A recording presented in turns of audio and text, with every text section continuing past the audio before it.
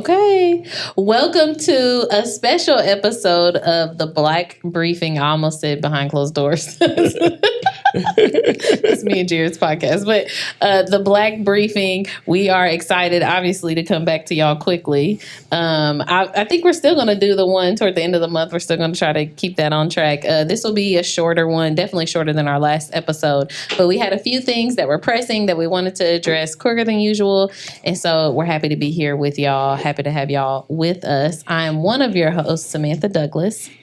I'm Wild Style Michelle. And I'm Greg Merriweather. And we're all, community advocates in our own right? I don't know if everybody knows us, but usually somebody knows if they're watching this, they know at least one of us. But I've been involved in the community for a long time. Just wanted to give that, on there. So when we're saying things, they're fairly informed opinions. So as we get started today, obviously one of the most pressing things that we've been talking about for months now has been the confirmation of the Deputy Mayor of Public Health and Safety, Lena Hill. I think we all agreed that she shouldn't be confirmed. Like on here, we've talked about it multiple times and for, a variety of reasons. And last Monday, the council actually voted on it. So, voted, didn't vote, right? It was a bit confusing, which is one of the, right, they tabled it indefinitely. Yeah. And so for those who don't know what that means, because I didn't know what it meant in the moment, I had to have it explained immediately. But basically what they said is they're not going to vote on this candidate as deputy mayor, period. So her confirmation is basically put to the side indefinitely. So I think that's a no. Yeah. I think it's a no. I think it's a strategic no. It's a strategic no. Sure. And I think for people who may get upset about it, feeling like it wasn't like a clear no enough or stuff like that. I think it did a variety of things. It didn't actually put people's votes like on the board where they could be retaliated against. That's real. Which they would have been retaliated against. And that's real. I think it was smart. That is not. Is that true? I believe that. Who would retaliate? Greg, he knows. Stop playing. There has been a culture, I think, or at least a reputation of retaliation for people that don't vote. I think both, a culture and reputation. Yeah, it's definitely a reputation. I've been told many stories and details over the years of the last 8 years of what people viewed as retaliation. So I think them not putting the votes on display was probably preferable for a lot of the counselors. I think that's unfortunate. It's very, very unfortunate. I think it's smart and good for the council, though, to not have done it. And then I think the flip side of that is, too, I think this isn't as bad to me for her future, for them to actually put it up and then she doesn't go through. I don't know. There's multiple news articles about the situation. We're doing a podcast about it. I think it's going to look the same. But what about? I mean, it doesn't necessarily mean she has to go. She just can't be. She can't be in that position. She can't be in that position. To my understanding, I'm sure they'll find something for her to do. It won't be that. If I'm being totally honest, it'd be really hard to do that, being that she's already taken on a salary. That would kind of be rough. I wouldn't want that. I wouldn't want that either. That was something, even when I advocated against it, that I said I wanted this to be an outcome where she can still go and do something. I'm never trying to just kill stuff for a Black woman ever, for Black anybody or anybody in general. But I'm glad you shared that, because I don't think that's normal in our city. What isn't? I don't think people have the heart. I think in certain instances, Black people feel that way, but I think overall that's not how we feel, especially in politics. Yeah. Because I've seen a lot of Black people get done totally wrong by Black people. Yeah. And not only that, I've seen qualified Black people get done wrong simply because they said stuff. I mean, let's keep it blunt. I'm so sick of Greg.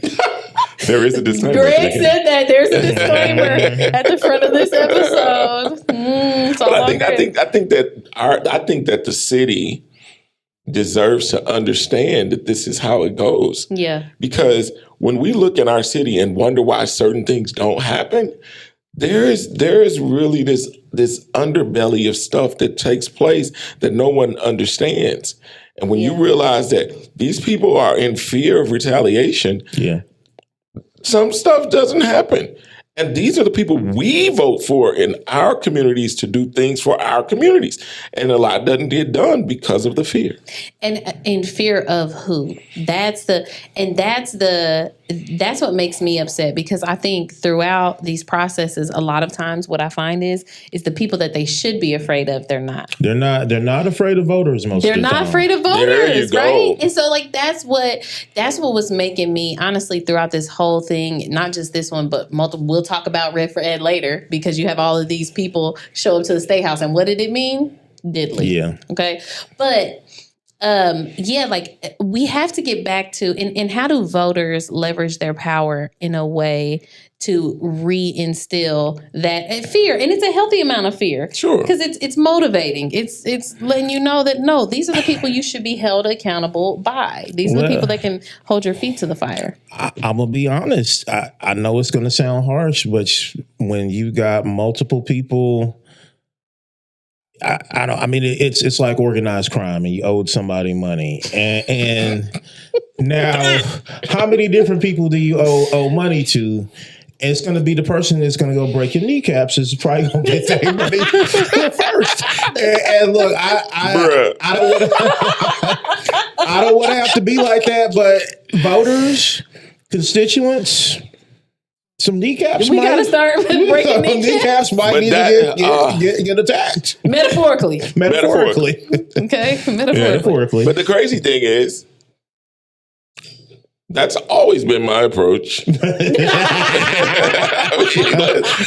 keep That's surprising. That's shocking. You know, so when it's all said and done, it is. Tell us about 10 points. I'm just playing. Don't. There's some in this house. I'm just playing. But now, when you get to a point where when you look at this and you say that we never know what it looks like when the snowball is rolling. Yeah. And then when it turns into the avalanche, we want to control it. Yes. And I'm like, we allowed this to happen. Yeah. We have not held. We always say this about voter education. We talk about vetting the people. Then we say, then you need to vote. And then after you vote, that's it. Yeah, go home. But the third part is holding your elected official accountable. That's a fact. And we have let that go so badly. We've been trusting, if I'm being totally honest, because this is where, as a community leader, I'll take some responsibility and share what I do on the backside of things. But I think for a long time, like, my community trusts that I'm going to go out and fight for the things that matter to them. They also trust that I'm going to inform them if it's something that they need to know. Like, they trust me. And I think for a long time, in most cases, if I'm being totally honest, if you're in the Far East Side, I'm fighting for you. Period. Mm-hmm. I'm calling, I'm showing up, I'm arguing. Y'all, I'm threatening. I'm doing everything I got to do to try to get decisions that benefit us and our community. But one, I'm just one person, right? Two, and historically, our leaders have not shown up in that way. I'm not going to lie to you. I've been in the room with them. I'm not lying to you. Like, I've been in the room with them.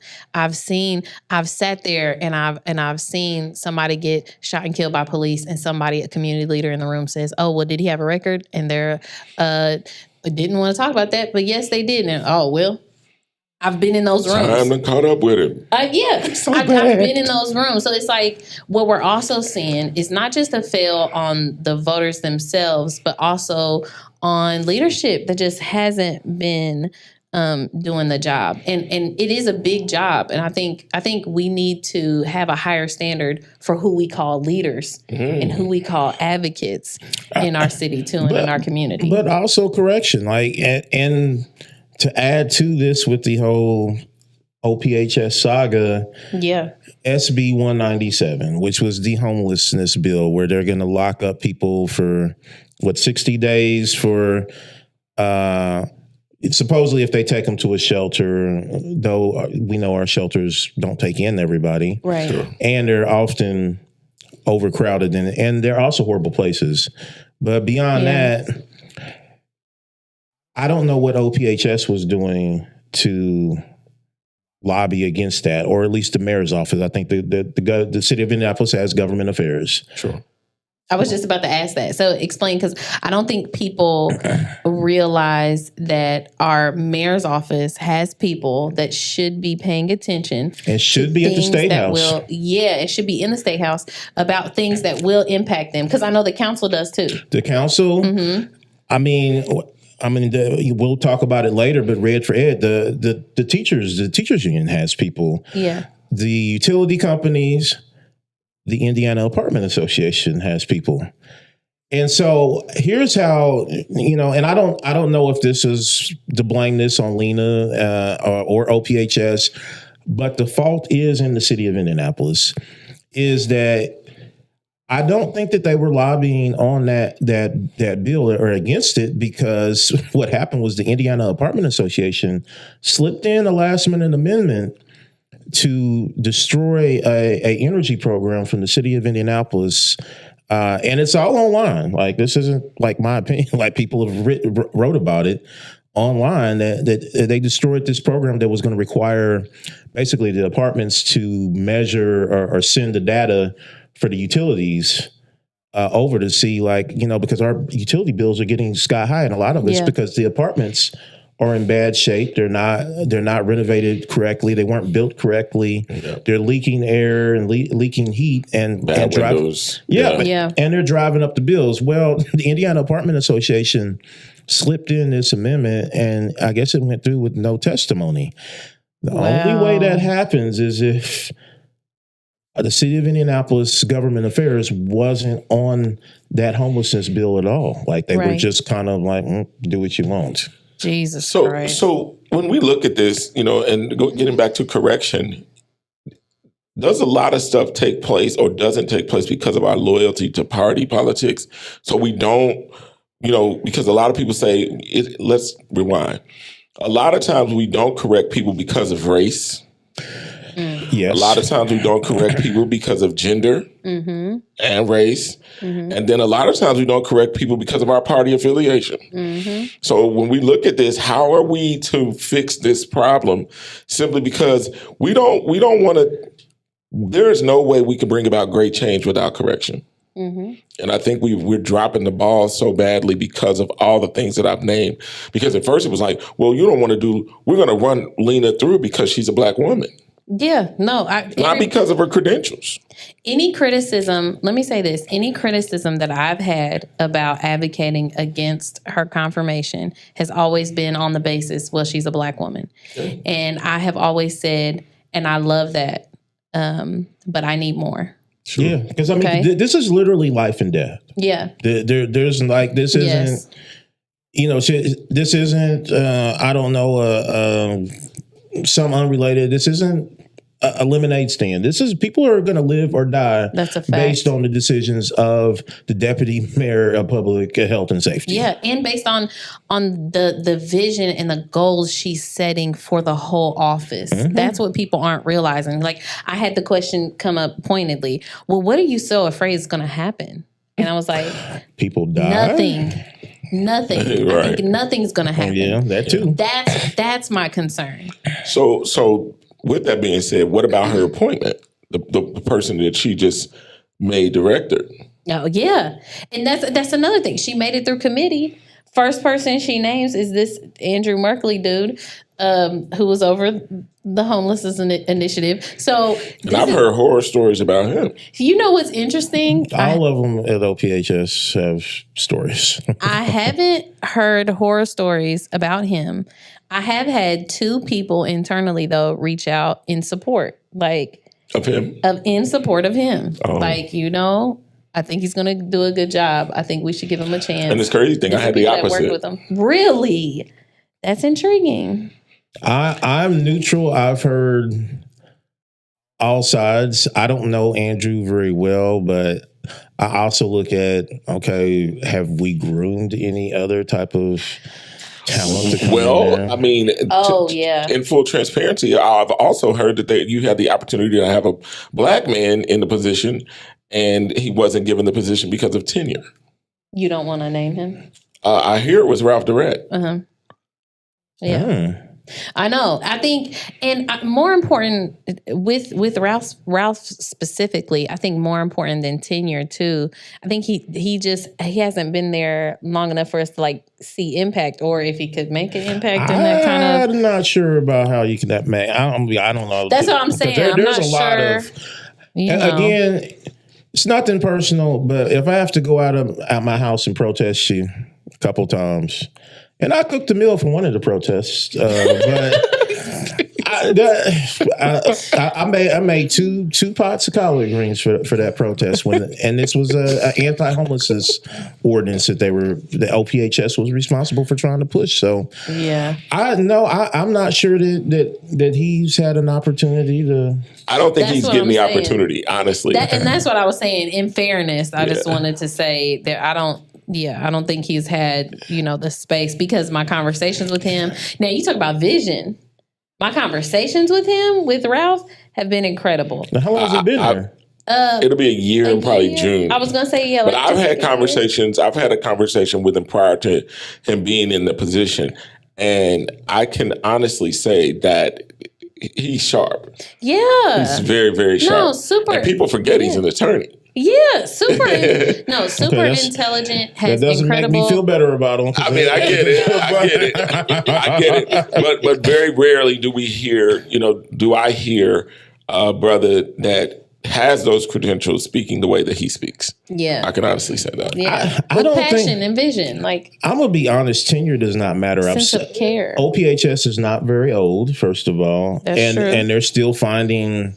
That's true. Let's just say they're still finding themselves. That's true. How long was Merkley over the homelessness?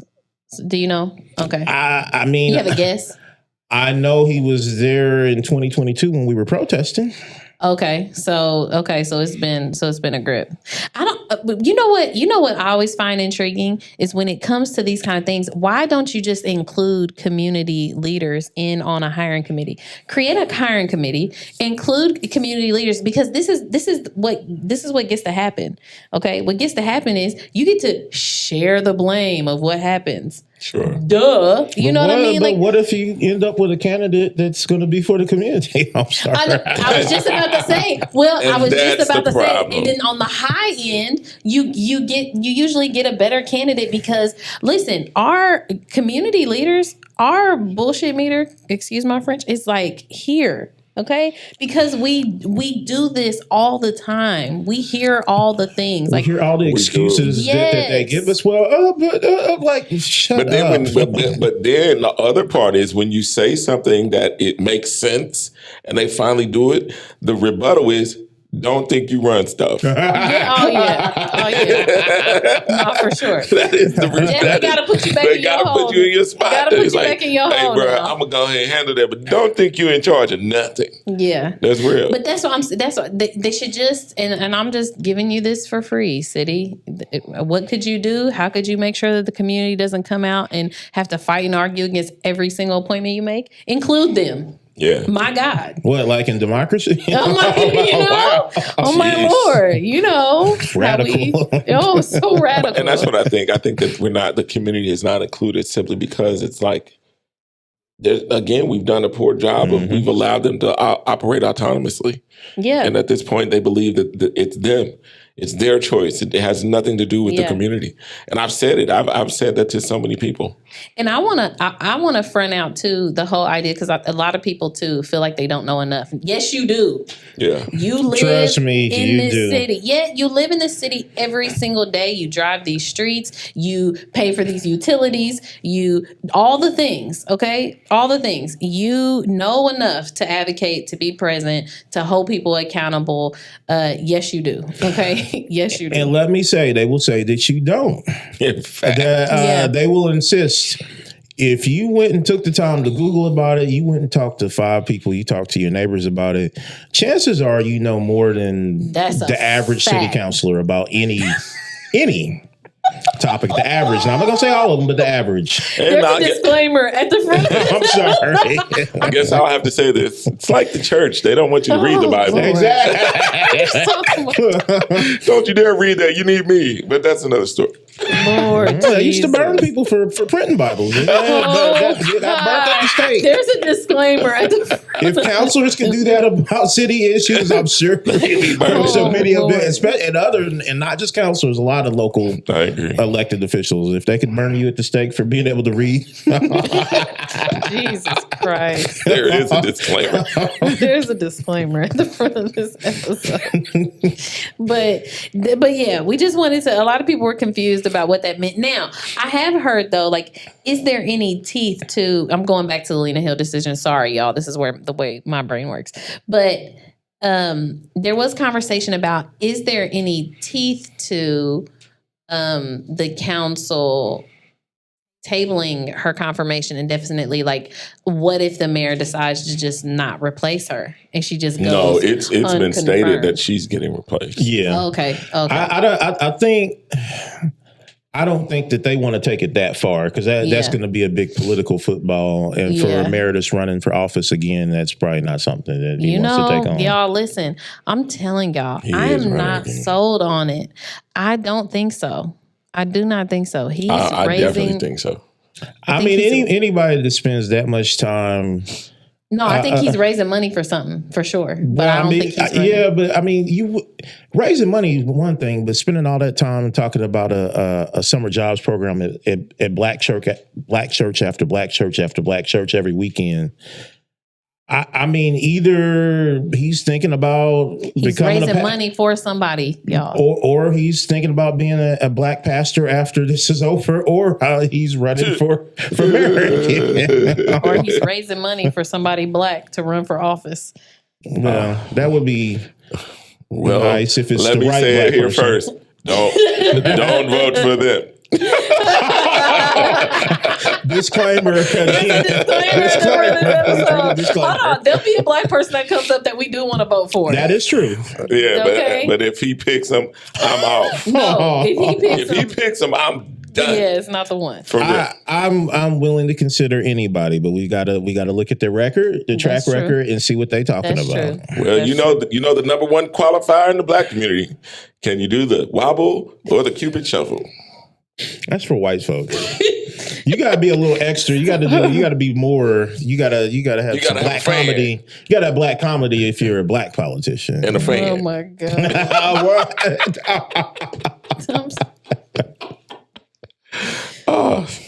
Okay. So, second thing, you talked about Red for Ed a bit. I didn't get to get down there. It was incredible looking, though. It was, actually. Oh, my God.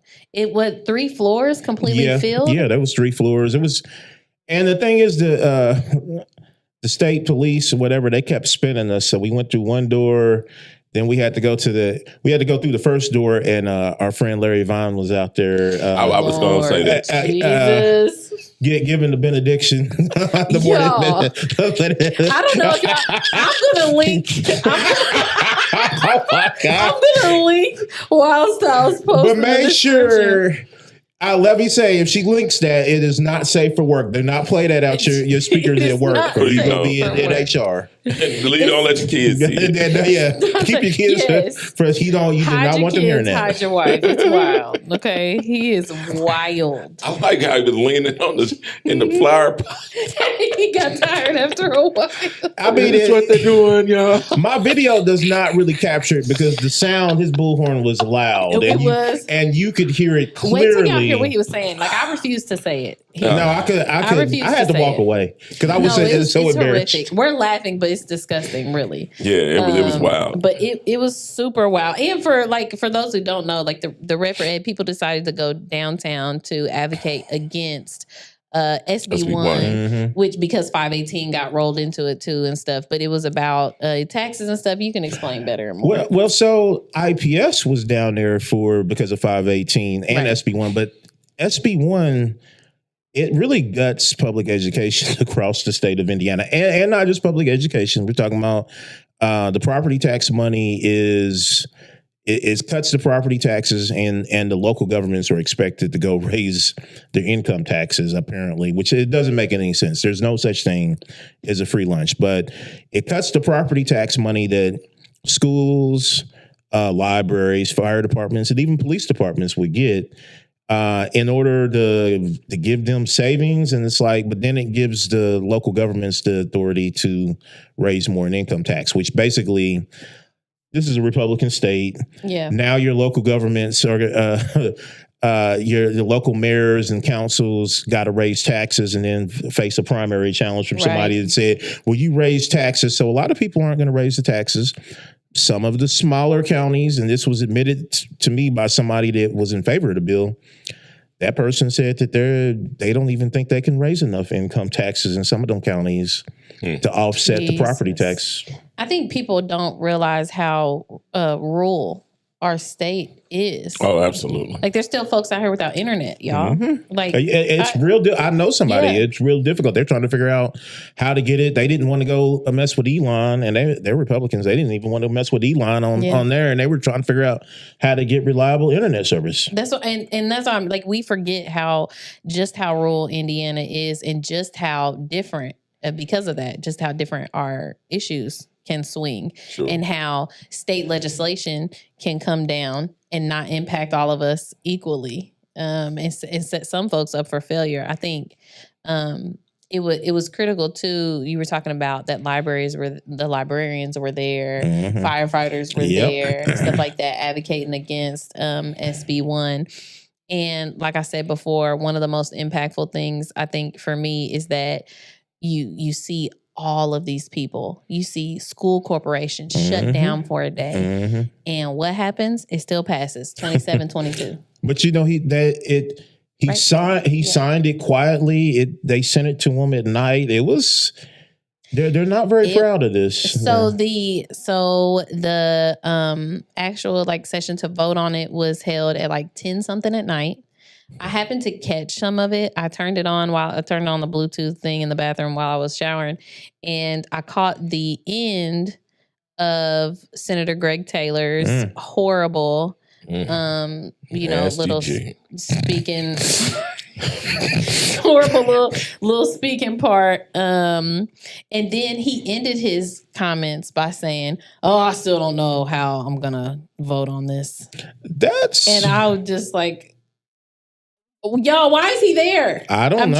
I'm trying to figure it out every single day. What is the point of talking if you don't know what you're gonna? As a senator, I still don't know where I'm at. You don't know where you're at. You just had thousands of people in the state. You don't know where you're at. And I'm one of his constituents. He's never. You were there. I was there. And your senator said he still don't know. He just still didn't know how. Now he ended up voting no. Thank God.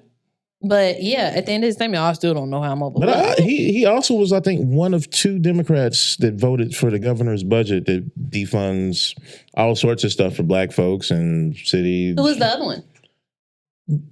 Oh, the other alleged molester.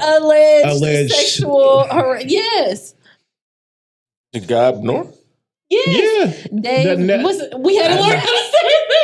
Listen, we didn't prep to say his name. I know we didn't prep. We have to prep the Nedzgotsky. Nedzgotsky. Nedzgotsky. There ain't a W in there? No. Oh, Nedzgotsky. Yeah. That's so the 2 alleged molesters or sexual harassers are the ones who voted for the governor's budget.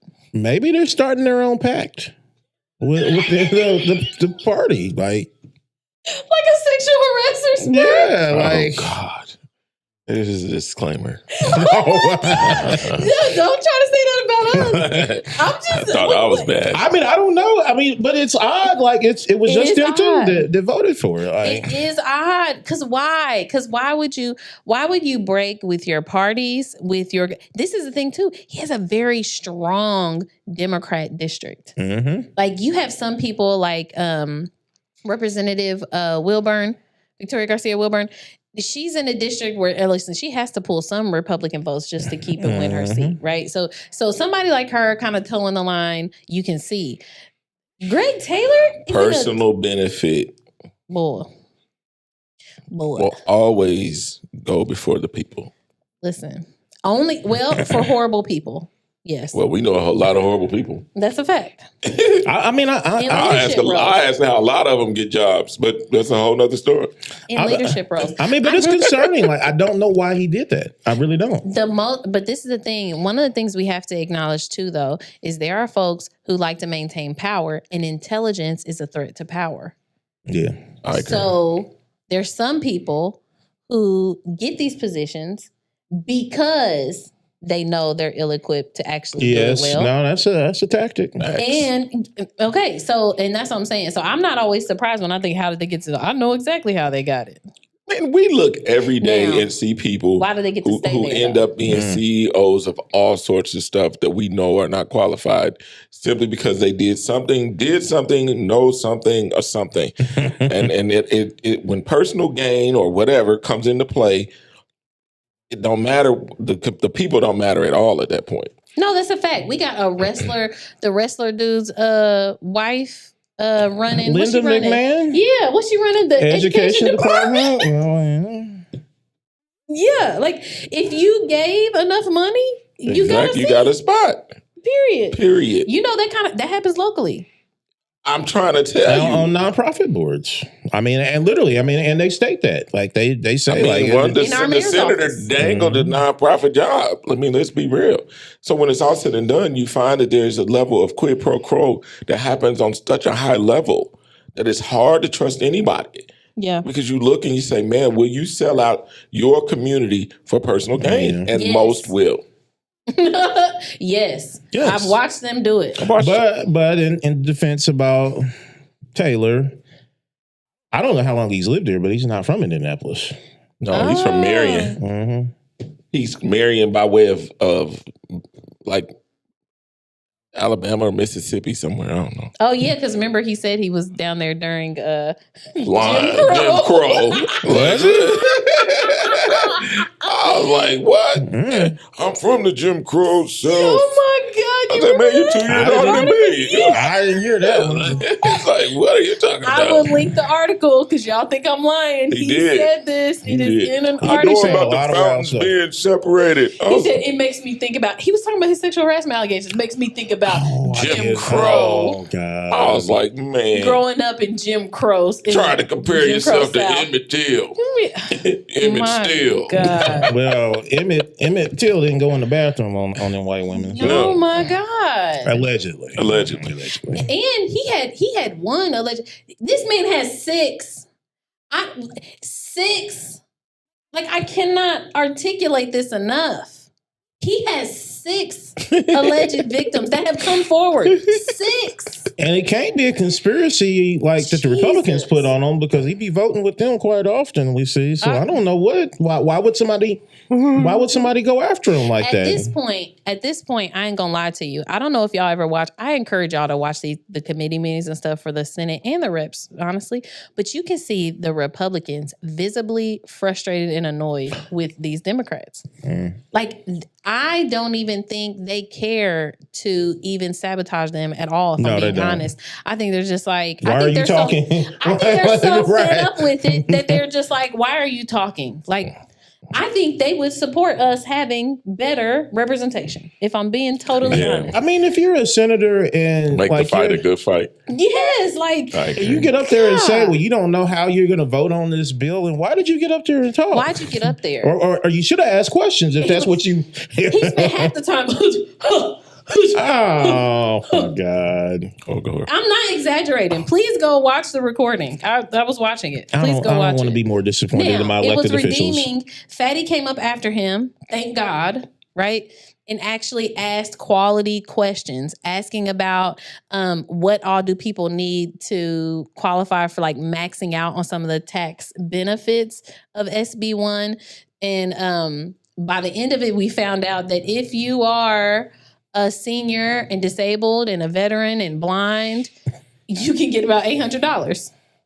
That's the max out. The average person gets around what, like you said, like $200? $192. $192. Now keep in mind, like, if you're in Marion, big savings. If in Marion County, like homes in Cottage Home are going for like $1 million and everything, and my house $192 in tax savings for me is going to be like, I'm not paying nothing. So a lot of y'all are not going to see currently. Yeah, y'all are not going to see 100. Most of y'all are not going to see $192.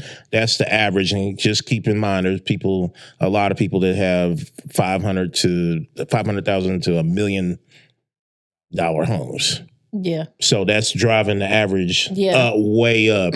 Most of y'all, well, I don't know. I don't want to count your pockets, but a lot of y'all that are watching this are not going to see that. And if you're renting, obviously your landlord just gets to. You can spend $192 I don't know if on that's streaming services in a month. Or is that just for homeowners? I haven't. Now that part I don't understand. Oh yeah, you know what? And there is a section where Fatty asks about that because I think he was talking about the trickle down effect. Again, I was multitasking. I think he was talking about the trickle down effect to renters. Mm-hmm. It's like, so is there any incentive? I'm sure eventually it will have an impact though. It has to. Yeah. And as far as I'm remembering, they said no, there's nothing for tenants. I think it's just for homeowners. I mean, I think with renters, when your landlord pulls up in a nicer car, that's trickled down. You get to see a nicer car as they're collecting your rent or whatever. I don't know. I mean, yeah, that's a whole nother story. I mean, it's 3 out of 10. So 3 out of 10 Black people in Indianapolis own their homes. So I told y'all 22 said no to this SB1 that has 518 rolled into it. 22 voted no, 27 voted yes. Again, that's a tight split. It was tight. That's a tight split. That suggests, boy, maybe if we were doing a better job. It's a hard thing to think about when you realize when you come with property taxes and realize that Black people don't have a large stake. Yeah. Well, I mean, like we're not really even in the game. We're not in the game. When you say 3 out of 10 versus 7 out of 10, you ain't in the game. 30% of Black people in Indianapolis own. Yeah. So you ain't in the game. And the amount of savings, like this is like they tried to push this narrative that all the old Black lady living next door is gonna say keep her in her house. No, it's not. No, it's not. The average savings is $192. Yeah. Chances are if she's living in the hood like I am, she's not gonna save. She might get $50 back. That is not gonna keep her in the house. Living a current. I live in the hood. It's changing. Yes, it is. Fact. It is starting to change. He's gonna go from wild style to miles. You know what's funny? I was almost tempted to take a picture like you did in your neighborhood not that long ago. The other day, I was driving up 21st Street heading towards Shadeland. Oh man! And there was a lady out there, a white lady out there, jogging. Like under the bridge where like our unhoused folk be living. And I was like, beep, beep, beep. She must be staying at the hotel and not realize. Yeah, that could happen. You don't know. You got to get up and exercise. You don't know where that hotel is at. Because I was like, look at infrastructure. It'll tell you where you at. Well, they jogging in his hood. That's just the first time.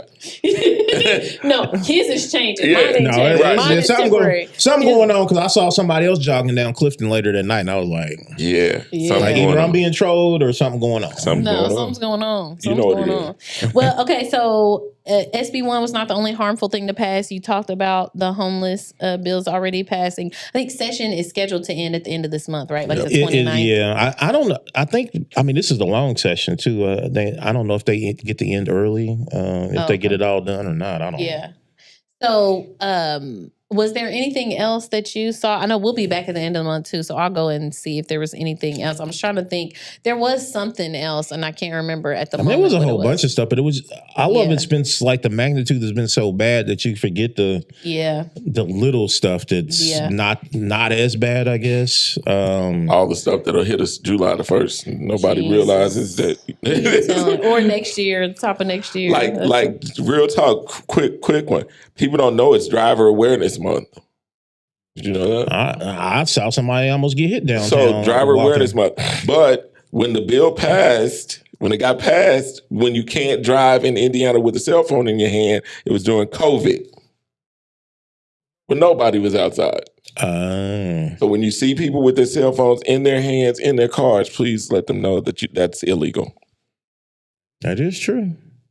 But the police. I'm for that. I ain't gonna hold you. No, I'm just saying because a lot of people don't know that simply because of when it happened. It happened during COVID. And at that point, a lot of people, I still see people holding cell phones. I just had a friend of mine who received a ticket simply because of it yesterday. Now, what was the persuasion of your friend? You know what that means. It gives you the means to search the car.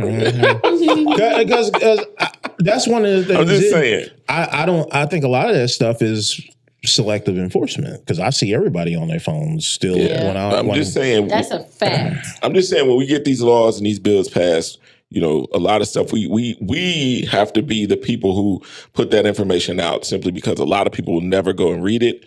Yeah. And then a lot of people stop watching the news, so they never hear about new bills and laws that come out. So therefore we're the informants of that news. They haven't given us a catchy thing for it yet, like click it or ticket.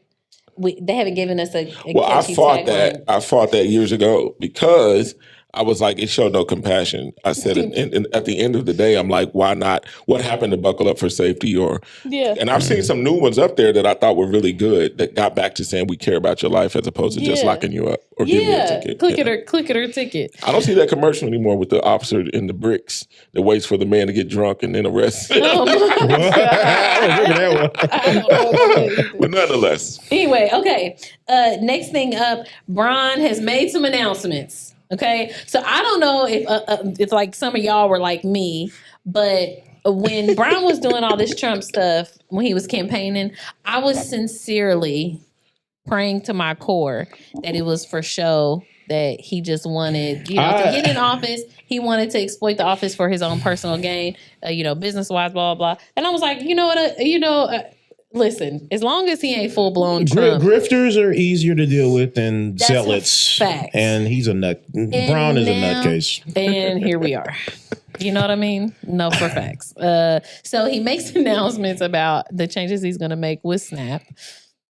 Back to having to work while you're on. Well, it's unclear. Snap. Yeah, it's unclear exactly what the. They said you'll be in the open employment marketplace or something like that. You'll be put in the marketplace. I know historically they've made you prove that you've spent a certain amount of hours a week looking for a job, things like that. And then they made the stipulations more strict.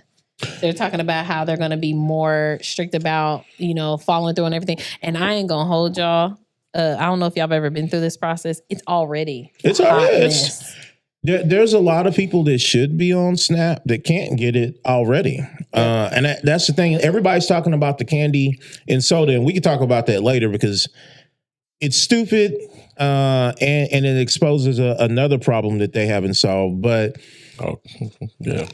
food desert. Specifically, I know a lot of black men that are have all their money going out on child support that should be on food stamps. Like they literally do not have enough food for them to eat, but they're expected to provide. But because of their income on paper says, oh, you're making this much, but it's all going out in child support. And they get in a bind. And that's why you have these situations where they go quit the job and have to go work under the table or they go do something else or whatever.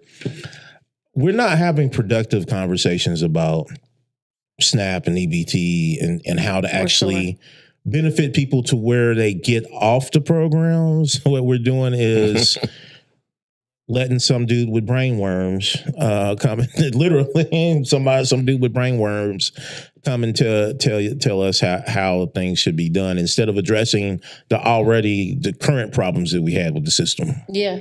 And you mentioned, so he's saying that SNAP benefits should not be able to pay for things like pop or candy or junk food.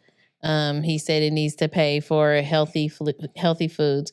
I think that's well, so I went on the governor's website. He even has statistics about supposedly. I don't know if they're right. It's Brown. You don't know if any of this stuff is true, but they had statistics about that how much the percentage was going to all this from Indiana EBT. But I'm like, okay, well, let's go look at the zip codes where they're spending the money. Do they have grocery stores? Do they have healthy options? Because I can tell you. In my neighborhood, you have Cleo's, who historically hasn't always had everything that you had to make a meal, but they're getting there. And then you had the Family Dollar.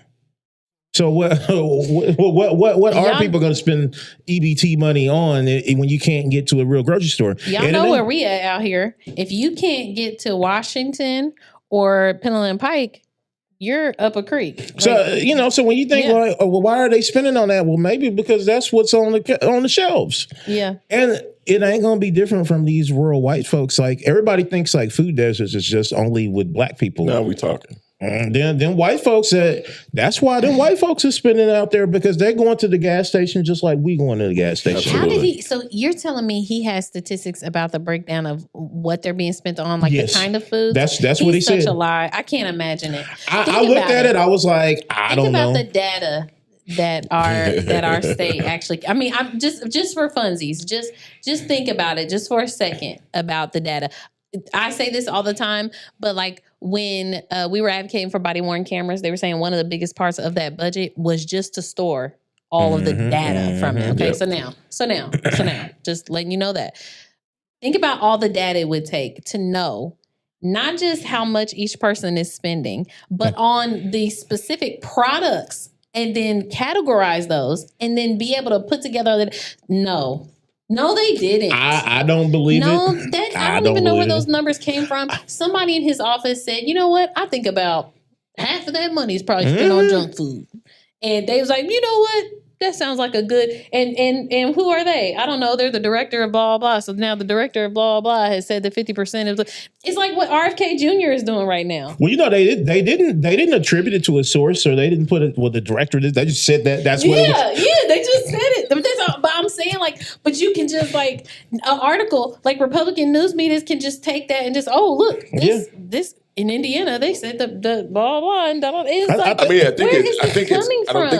doesn't have to be a real stat, but I think that it is a statistic that is easily justified just based on the fact that that's what's there. Yeah, if that's true, then we should be looking at. If I can look and say, okay, well, 9 times out of 10, you're going to go to the Family Dollar or to blah, because that's in your proximity. So therefore, it's easy for me to say that this is how you spend the money, simply because that's what's there. And they might be categorizing it by store, which would make sense. Sure, because it'd be hard to go through the line item list and categorize it. I have, I've been on food stamps multiple times in my life. Let me tell you. And the amount, and I have 4 kids, the amount of that was just spent on junk food was so very small. And let me tell you why. Junk food is cheap. Because and when you're broke and you can't afford it, you are trying to make them things stretch. All the different ways that you can. And one of the best ways to do that is to just cook at home, to make food. Like, it sticks with your kids longer. So nobody who has actually raised children is thinking that we're just going, you're not just stocking up on a whole bunch of dumb stuff. Do you get the dumb stuff for the kids and stuff? Yes, absolutely. Of course you get the dumb stuff. You get some of the dumb stuff. But nothing is as cheap as a case of water. Nothing is as cheap as freaking, like, I could just go down the list. It's cheaper. It's cheaper, and it sticks with your family longer to just feed them. Now, you start getting into frozen food, stuff like that. Now, I bet there's a gang of that kind of stuff. But I think it's just ridiculous to think that people who are already, like, because it's already a ridiculous process to even get food stamps to begin with. So you go through all of this heartache to finally freaking get them. You're on them. And you think most people are using that. That's just not true. It's just not true. It's just like how there's fraud in there. Yeah, we know everybody knows probably somebody has sold food stamps or whatever. There is more fraud going on with all them cranes operating downtown. That's a fact. And with taxpayer money than it ever has been with food stamps. That is 100%. Now, that's a statistic. You can go figure that out. Okay? I didn't say that, y'all. I don't care, but that's true. That's true. That's some wild stuff. Okay, so Bron's crazy. There was something else too that you just posted I was going to throw in here about it was our Black women mortality. Oh yeah, that was another thing. Like they're talking, they're worried about what people might be buying candy with the food stamps, but when we're talking about health, I think a black women had a mortality rate of like 93% higher than white women in Indiana, and it's not good for white women in Indiana either. Don't get it twisted. No, and that's like I say this every single time this comes up, but this is why Indiana rushing to that abortion ban was so disgusting because you're forcing me to go through a pregnancy that you can't ensure my life through. I've had preeclampsia 3 out of my 4 pregnancies. Wow. 3. My first delivery was emergency. Well, it was induced because my blood pressure was so high and I was so sick. And the next 2 were both emergency cesareans. Wow. 3 times. You would think if we were really pro-life, that we would focus all of our attention on taking care of the women who were willing to birth the babies instead of just letting them die, and instead of focusing on people that don't want to birth them. I'll never forget, me and Jared were at, it was some kind of gala thing. Me and Jared sat at this table. We sat to a beautiful young black couple. The husband was a teacher. The wife was a pediatrician. They were so excited. They were talking about trying to have a kid for the first time. We were giving them advice and stuff. She was so bright, such a beautiful smile. I would just, it sticks with me. I can picture it right now. And then seeing, it was like a year and a half later, she had passed away a few days after having her baby. Oh, wow. She had preeclampsia and all of that stuff. And after she had it, it had gone into eclampsia, I think it was. And so like she had organ failure. It was but she was complaining, telling about like pain she was having, like stuff like that. And they didn't, And she ended up passing away a few days after giving birth to her daughter. And it might have been, it was like, I think it was just like a few days. But that's real life. That's real. So that's here. She was a doctor. It's a black woman doctor in Indianapolis. Even my experiences as a 13-year-old and my dad taking my mom to the hospital because she was going into labor. Clearly, I'm 13 years old. We're all like, she's screaming. She's clearly going into labor. We lived out on the Far East Side. And he drives her to Methodist Hospital. And I would say an hour later, he rolls back with my mom in the car, and she's screaming even louder. And I'm just like, what is going on? And then my dad is like, they said she's not dilated enough. She's not having that baby tonight. And I'm 13. I am 13 That's years wild. Old, and I'm having a conversation with my dad, and we're like, this doesn't make any sense. I was like, Dad, you got to take her back. Like, nah. He took her back, and she had my little brother Andre within 27 minutes of being admitted to the hospital. 27 minutes, and this is exactly that is exactly the kind of stuff I'm talking about. Like this, we cannot continue this way. I don't even know. And I love the movement of bringing doulas in and stuff like that. And people think it's just they think about like the. Somebody's helping you breathing and stuff like that. But it's not just that. It's having somebody advocate for you in the room. That cares. That knows your interests and what you want to do, what you don't want to do, stuff like that. Because you are busy having a freaking baby. Like you're giving birth and you can't, and even your spouse or your significant other, like you guys are going to be focused on those things, and you need somebody who's focused on your care. It should be our healthcare professionals. And to their credit, a lot of them do. Like I've had incredible doctors. I have an incredible doctor right now. But as a state though, we are failing. We are failing. Resources wise, we are failing. Anyway, next one real quick. This will be a quick one. Jose Evans named executive director of the Indiana Civil Rights Commission by Braun. He was formerly a city county councilor, right? He was a Democrat, flipped to Republican. And this was your topic. So that's about all I know. Very interesting. Yeah. I found it quite interesting. Because when you get that seat, I'm like, I always ask what kind of black person are you when you get that seat? I mean, it's important. I mean, I just gotta say it. I mean, I've seen the people who have been appointed. You had Greg Wilson. You had what's my man that ended up being the athletic, like he was like athletic AD, but a higher level, Jamal Smith. Mm-hmm. I don't know none of these people you're naming. Oh my gosh. Y'all don't know these people, they over the Civil Rights Commission. I've never really seen the Civil Rights Commission do anything. Okay, so 1000%. Like I'm there. So like the Civil Rights Commission, a lot of times when there's a situation that goes, whether it be an employment or any kind of situation that you deem could violate your civil rights, you go and file a complaint with the Civil Rights Commission. And then typically, especially if it's in the workforce, then they can do a dual file with the EEOC just to basically, and then there's an investigation, so on and so forth. And then you can go through mediation and then come to a conclusion on whether the organization will, pay you or whatever, however it goes. But that's their job. I feel like I've seen the office logo like on a flyer. Oh yeah, you definitely see it. But I mean, it's been pretty shiesty because the person that's been over it has probably been it has been a sellout. So therefore, when you look at this, you look and all of a sudden you go and they'll give out they're the people who nominate a lot of people that nominate a lot of black people for the Sagamores and all that kind of stuff. So when you saw Tanya Bell wrongfully get one, it was through Greg Wilson. So when you look and you see people, who are highly undeserving of any type of award get it. Typically, it comes from the person, the biggest sellout, who's in the seat, called the Civil Rights Commission person. God. Oh Lord. Okay. So I guess Jose Evans has figured out a way to be a massive sellout.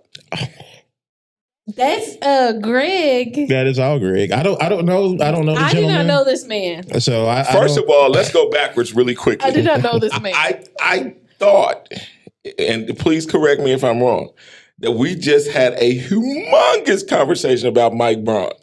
Yeah. And neither person said anything great about him, but all of a sudden, he may have made a great choice. No, I didn't say he may have made a great choice. I just said I don't know this man. I did not know the man. These things don't go together. If I knew the man was a sellout, I would tell you these things don't go together.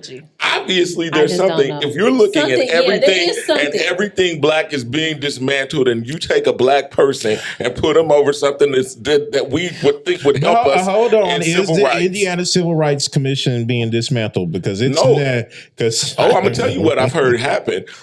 So let's talk about that really quickly. Donald Trump put a halt to all those lawsuits. Mm-hmm. They have to go through them. Mm-hmm. So at the end of the day, now you got another person who just might prohibit black people from being able to file civil rights lawsuits against organizations that typically may not hire black people, elevate black people, promote, all these things. That has to go through this person at this point. Mm-hmm. So if you look and say Donald Trump's agenda was to remove all these discrimination claims, then this is him. I mean, my understanding, not knowing any of the directors, but the word on the street always was about the Civil Rights Commission was that don't even waste your time. Oh, he's a cell. Out. There's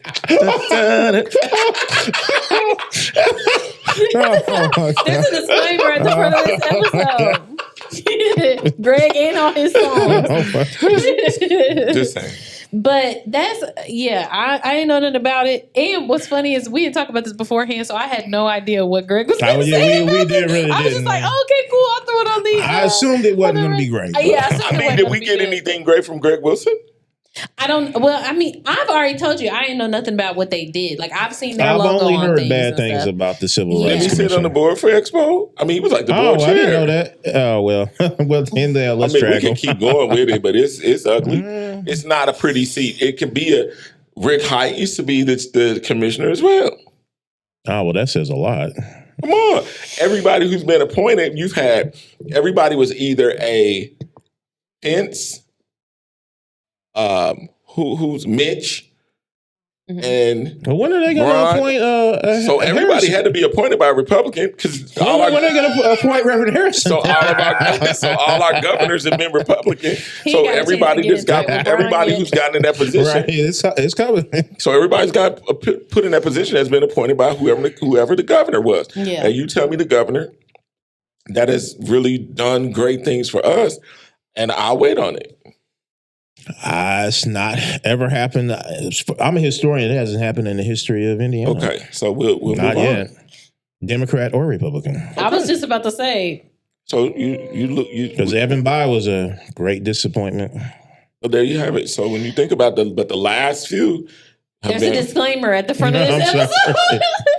now, if it gets back to Evan Bayh, my mom loved you at that speech that you gave when I was some program when I was about to graduate from high school. It was amazing. You as governor was not, unfortunately. Right. Golly, we're just trying to make it a year. Can we make it 1 year? No more internet service for them. Jesus, I was going to bring up somebody else. He's much better than Holcomb and Braun and definitely Pence. So there's that. So think of all the people who, all three of them who have appointed the person over the executive director of the Civil Rights Commission. Yeah. And have you seen civil rights move in the city? This is what... Or in the state? Backwards. Okay. That's all I'm saying, man. It's moved. That's moved.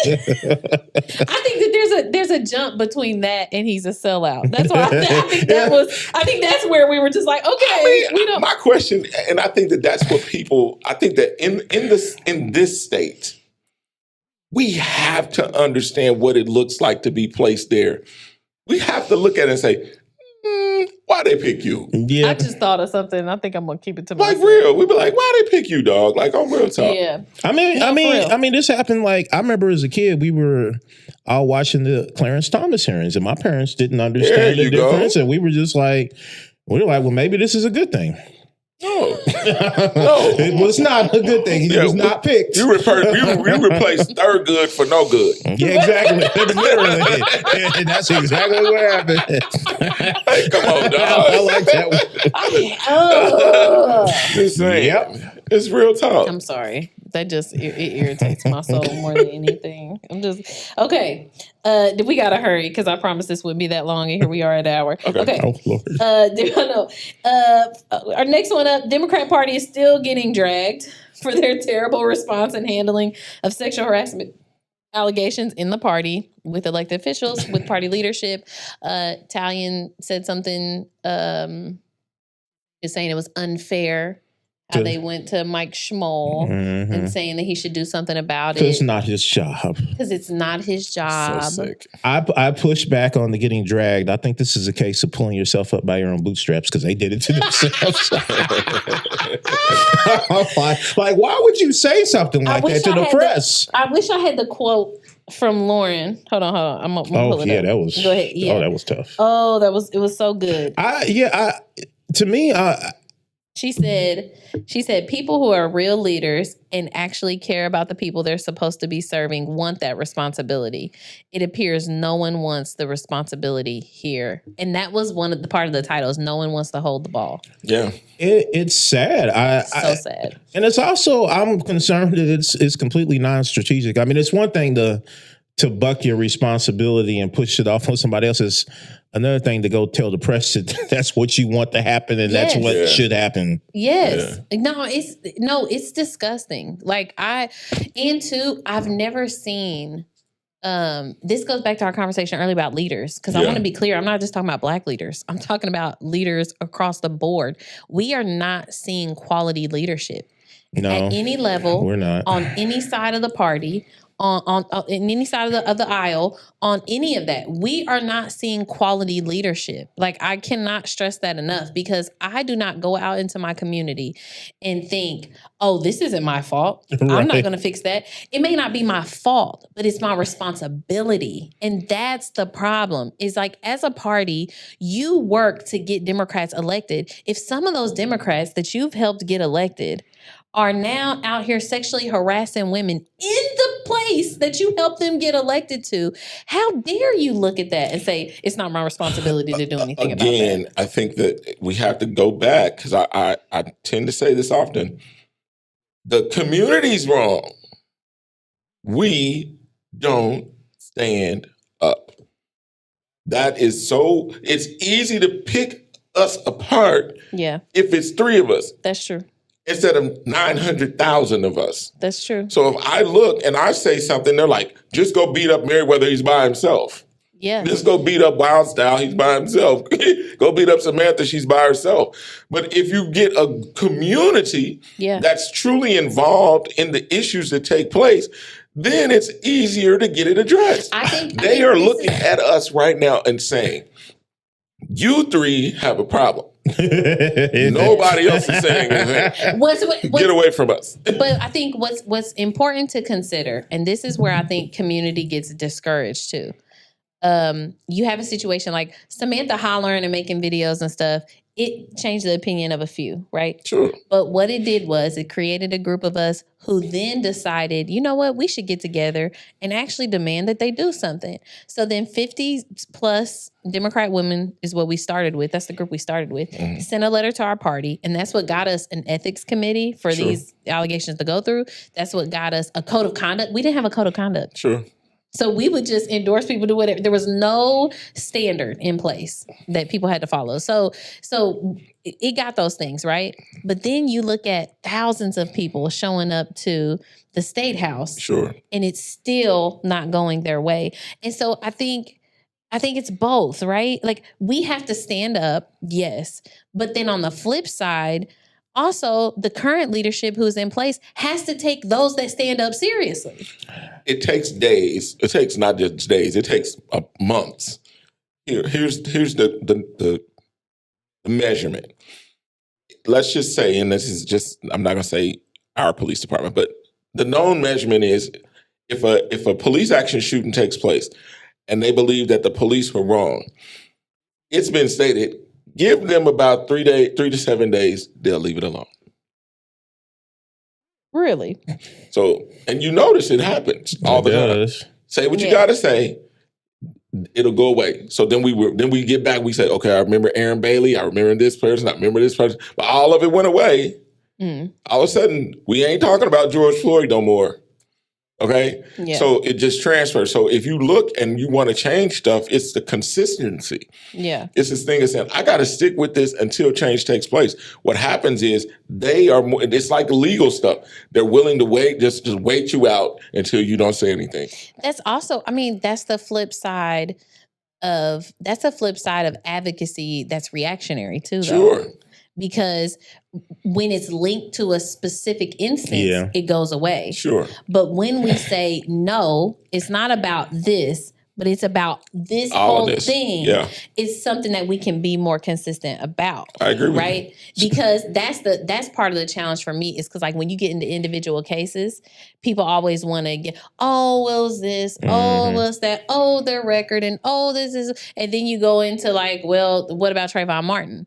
Or what about Ahmaud Arbery? Oh, yeah. Or what about, you know what I mean? Yeah. They did absolutely nothing, right? And so that's why we got to make it bigger than individual instances. And I guess like how do we shift and organize people in that way so that we're getting them to that? I think we do the black briefing. But that's true. But I look at it for more of a base level, and the community that you're talking about is not their community. Yeah. I can't go to any of my neighbors, well, a few. Actually, two. I can go to two of my neighbors and they'll know who Senator Greg Taylor is. Right. Sure. Right. That's unfortunate. And the rest of them saying, well, you know, he did this, allegedly, he did this.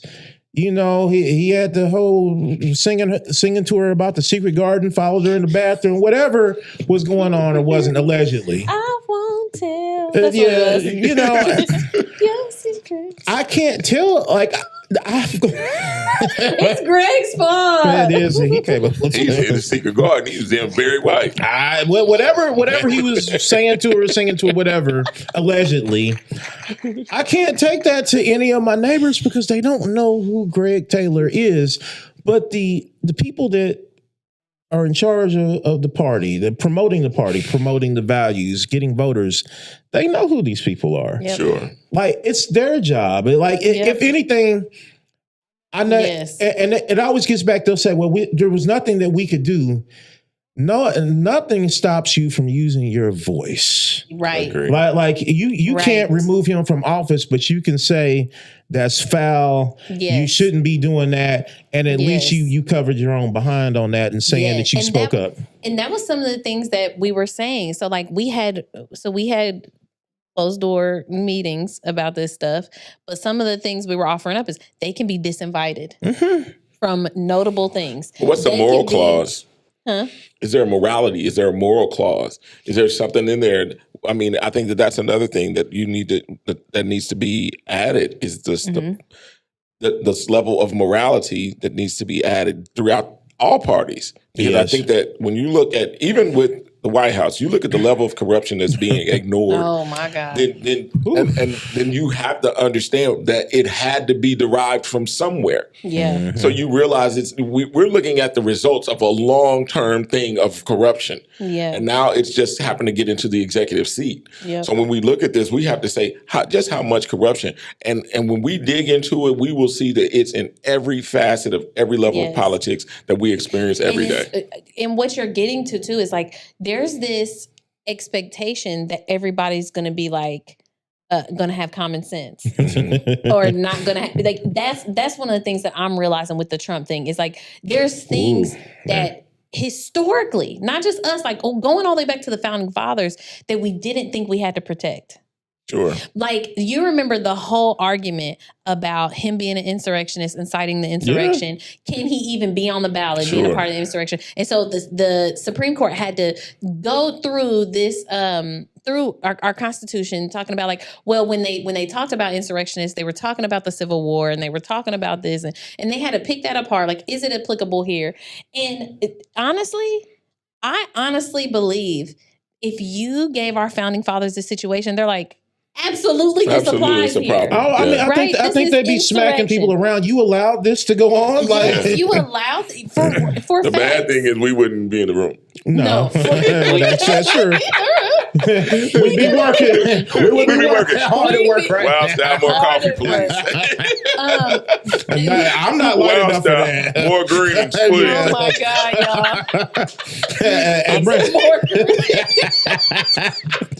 I made 2 pots of greens, George.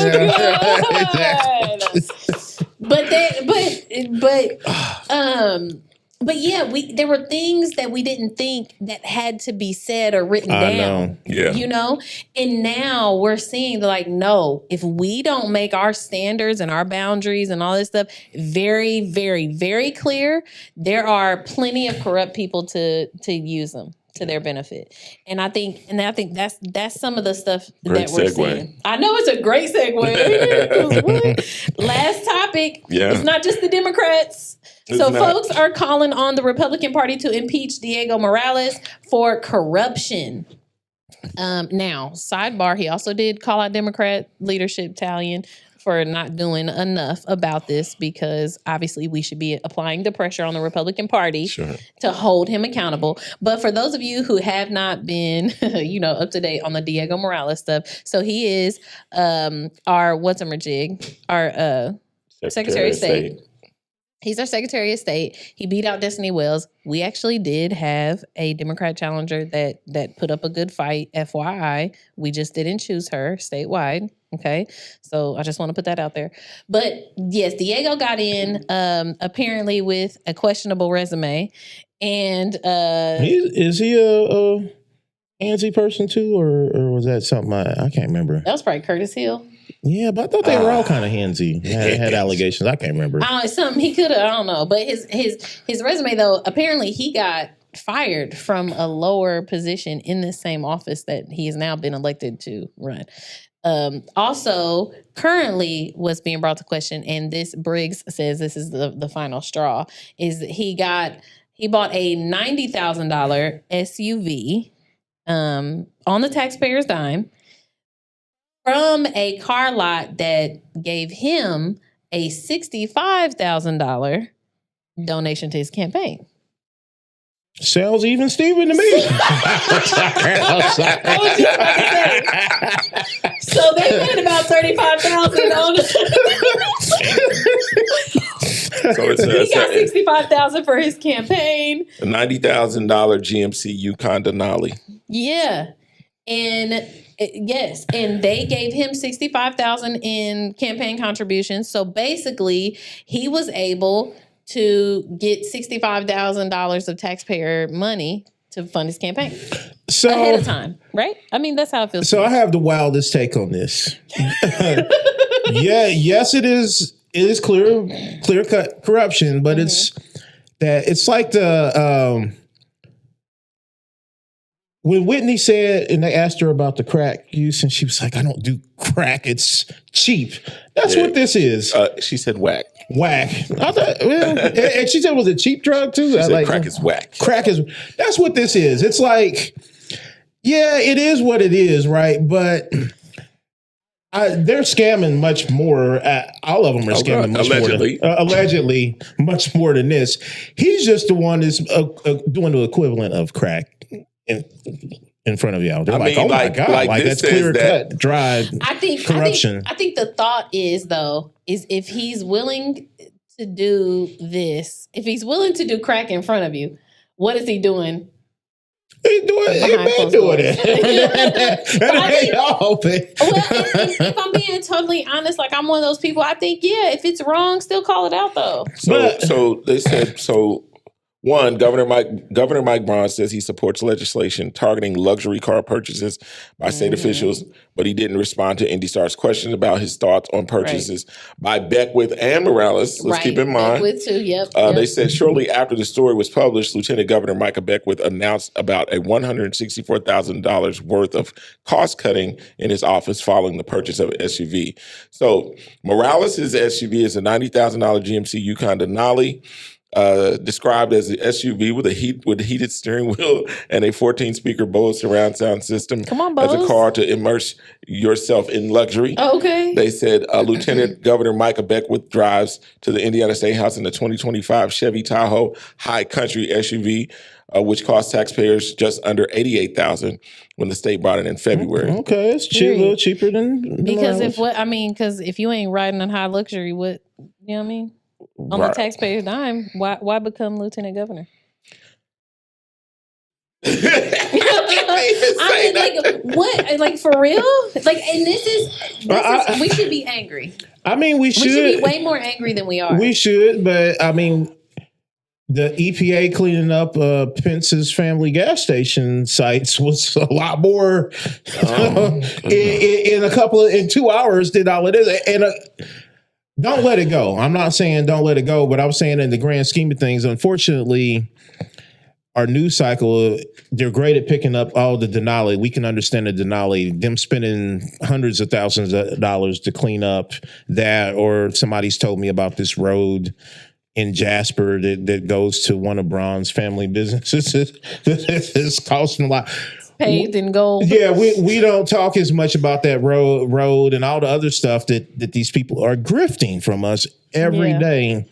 And so in the grand scheme of things, I think it's out of touch. It's really stupid on their part. It's blatant in your face corruption. But trust me, the smart ones are doing a lot better.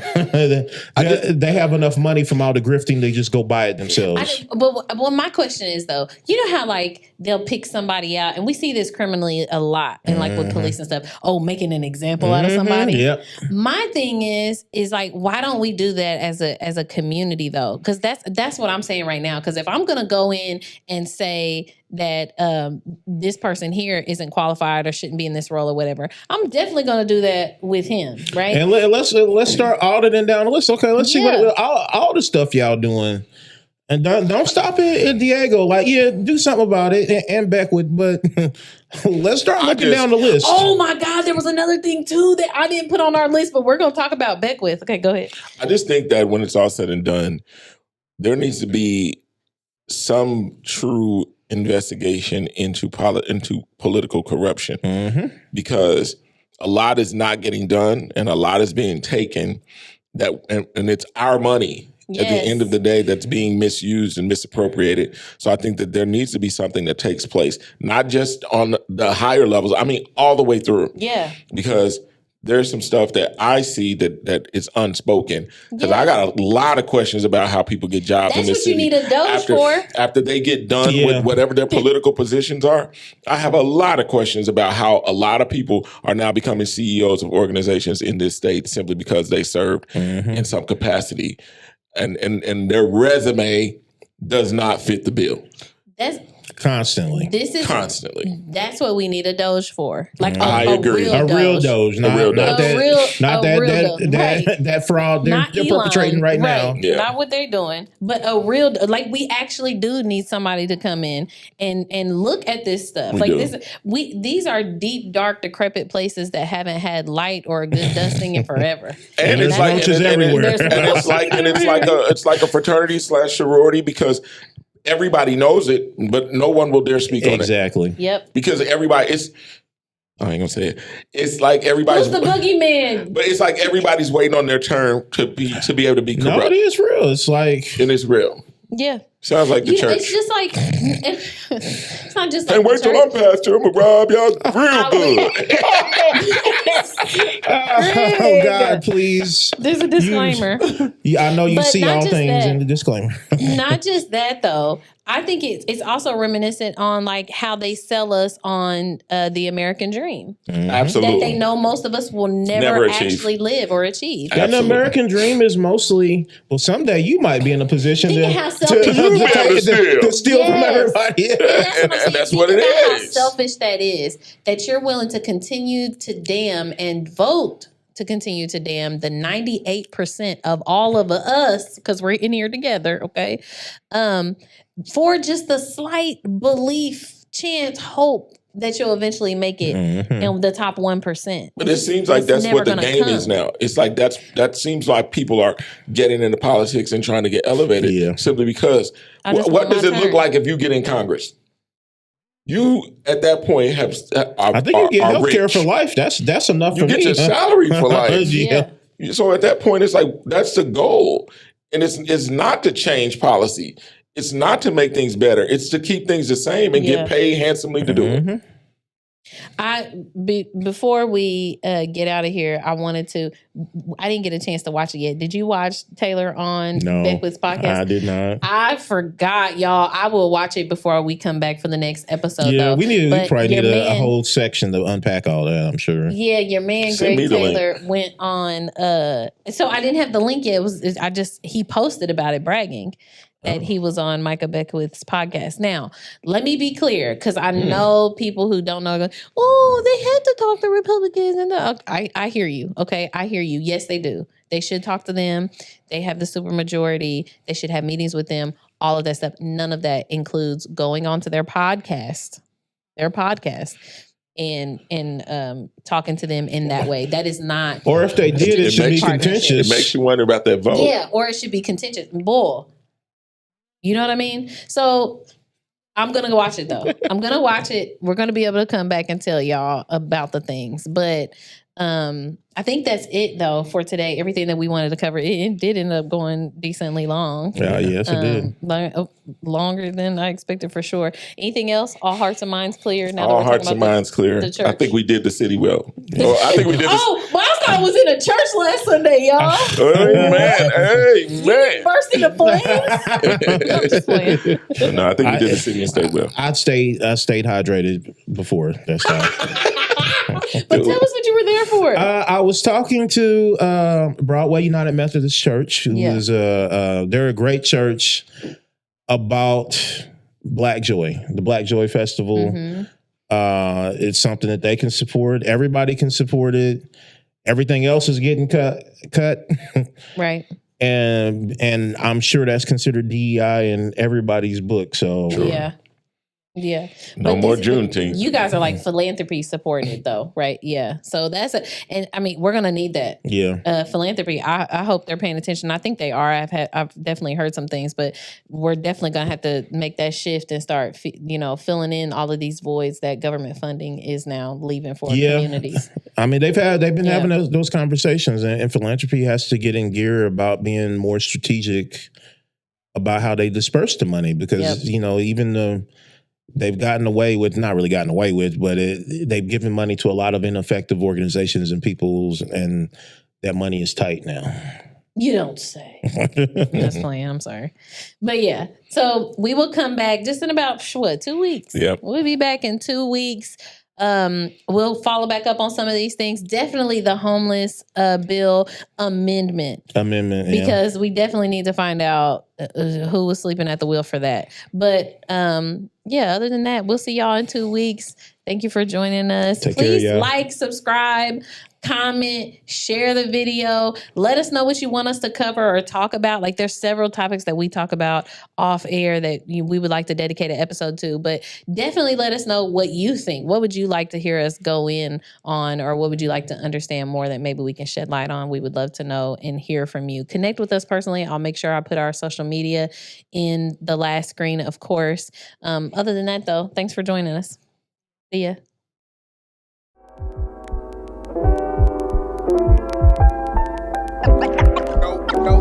Go how it is.